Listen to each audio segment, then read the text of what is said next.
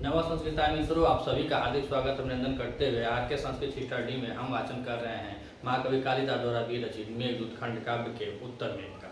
उत्तर मेघ में अब तक हम लोगों ने 12 श्लोकों का वाचन कर लिया है और आज हम वाचन करेंगे श्लोक नंबर 13 का।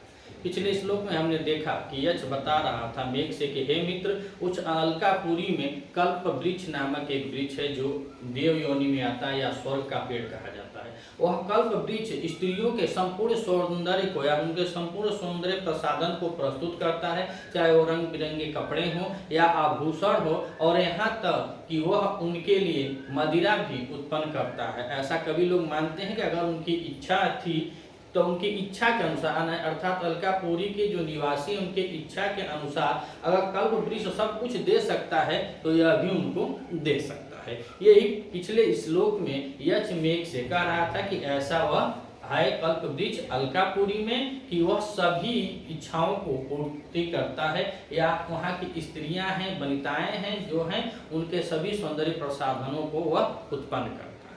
अब प्रस्तुत श्लोक में अब यक्ष मेघ से यह कह रहा है कि हे मित्र, वह बतला रहा है अलकापुरी के वैभव के बारे में।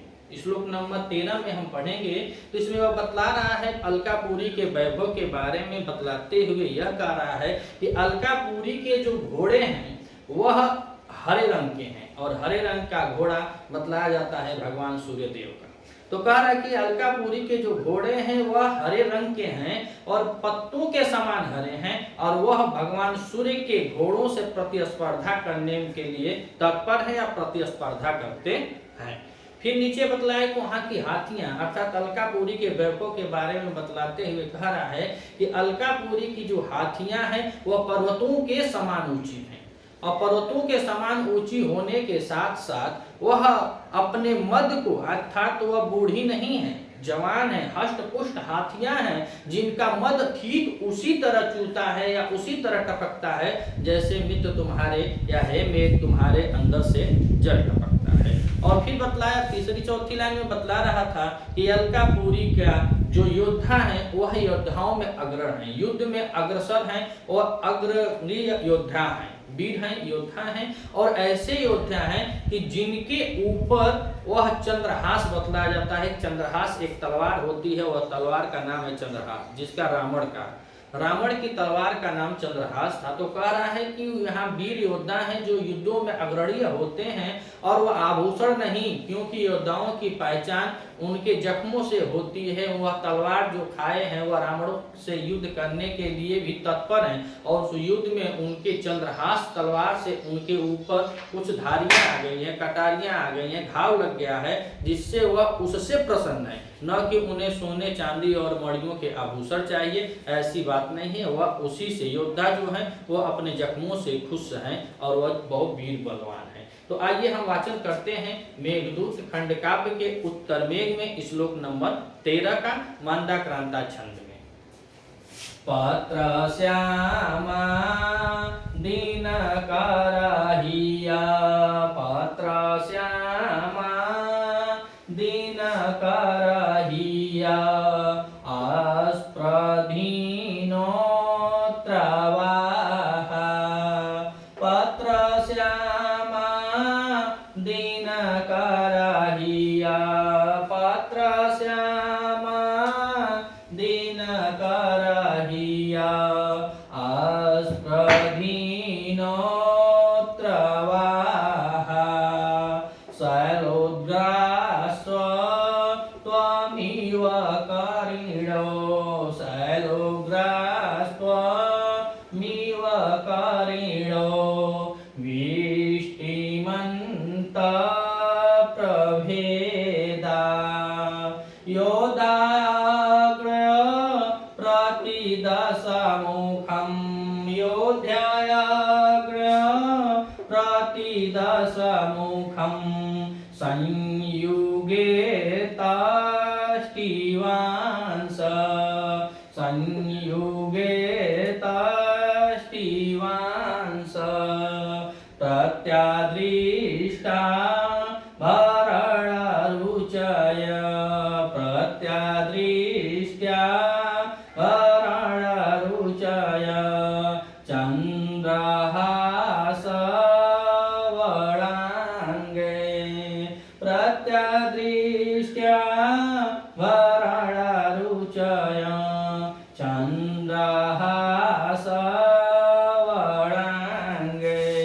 तो अब यक्ष कह रहा है कि हे मित्र, यत्र मने जहाँ, अलकापुरी में, यत्र मने जहाँ, और हम बात कर रहे हैं यहाँ पे अलकापुरी का। तो यत्र मने जहाँ अलकापुरी में, वहा, और वहा मतलब होता है घोड़े।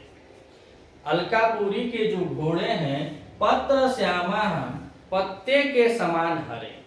अलकापुरी अर्थात जहाँ अलकापुरी में जो घोड़े हैं, वहाँ मतलब घोड़े होता है, जो घोड़े हैं वह हरे पत्ते के समान है। और क्या है, दिनकर स्पर्धिनो, और भगवान सूर्य के घोड़े को भी बतलाया जाता है कि वह हरे रंग के होते हैं। तो कह रहा है कि अलकापुरी के घोड़े पत्ते के समान हरे हैं और भगवान सूर्य के घोड़ों से प्रतिस्पर्धा करने के योग्य हैं या प्रतिस्पर्धा करते हैं, क्योंकि भगवान सूर्य के घोड़े भी हरे होते हैं पत्ते के समान, और अलकापुरी के घोड़े भी पत्तों के समान हरे हैं। तो कह रहा है कि अलकापुरी के घोड़े जब हैं तो वह हरे हैं और उनका वेग भी भगवान सूर्य के घोड़ों के वेग से कम नहीं है, अर्थात उनसे स्पर्धा करने के लिए योग्य होते हैं। तो यही का पत्र श्यामा दिनकर स्पर्धिनो यत्र वहा, यत्र माने जहाँ, जिस अलकापुरी में, वहा माने घोड़े, पत्र श्यामा पत्तों के समान हरे, दिनकर भगवान सूर्य के स्पर्धिनो, भगवान सूर्य के घोड़ों के समान स्पर्धा करने में योग्य हैं। और नीचे कह रहे हैं क्या, शैलोद्रास्व त्वमिव करीणो, करीणो मतलब होता है हाथी, हाथी, करीणो मतलब हाथी। तो जहाँ की हाथियां करें शैलोद्गारः, शैलोद्गारः अर्थात पर्वतों के समान, जहाँ की हाथियां करीड़ो, जहाँ की हाथियां शैलोद्गार पर्वतों के समान ऊंची हैं। और क्या कर रहे हैं कि वृष्टिमंता प्रभेदा, और प्रभेदात मतलब उनका मद चू रहा है, जो जवान हाथियां होती हैं उनका मद चूता है। तो ही कह रहे हैं कि करीड़ो शैलोदाग्रह, वहां की हाथियां भी पर्वत के समान ऊंची हैं, अप्रभेदात, और उन हाथियों से मद टपकता है। और कैसे टपकता है, तो कह रहे हैं त्वमिव तुम्हारे जैसे, त्वमिव तुम्हारे जैसे या आपके समान, और कैसा, वृष्टिमंत जैसे आप मेघ, हे मेघ जैसे तुम्हारे अंदर से जल टपकता है, ठीक वैसे ही अलकापुरी के हाथियों के अंदर से मद टपकता है। तो उसी को कह रहे हैं शैलोद्रास्व त्वमिव करीणो वृष्टिमंता प्रभेदा।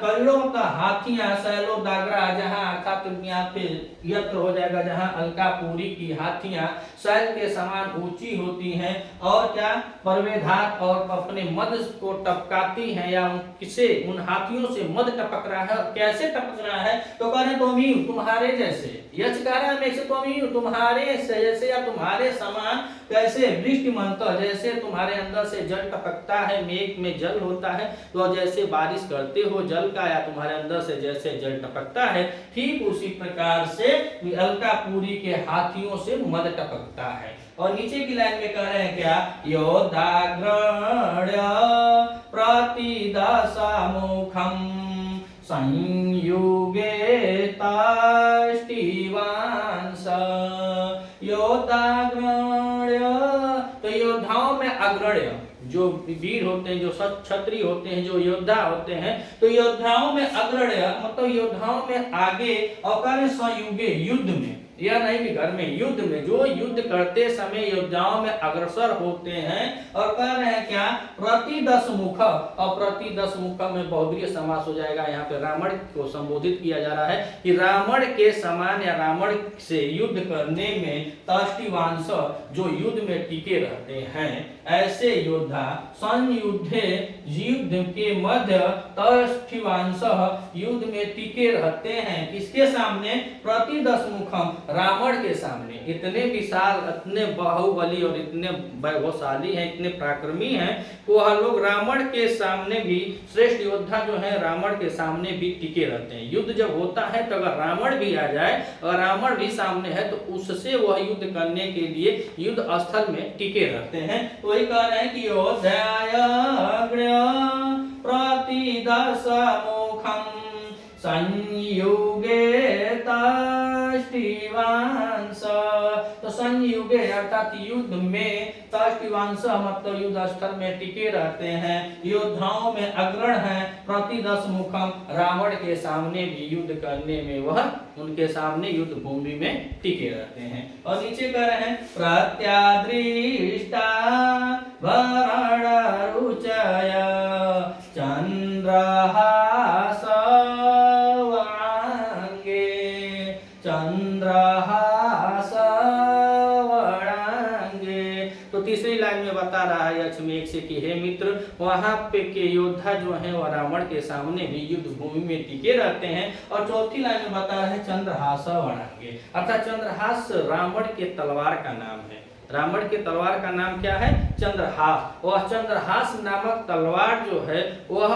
उसके क्या कर दिया है, तो भ्रण रुचिसाय प्रत्यादृष्टा अर्थात चंद्रहास तलवार से मारे गए उन योद्धाओं के शरीर पर चिन्ह बने हुए हैं।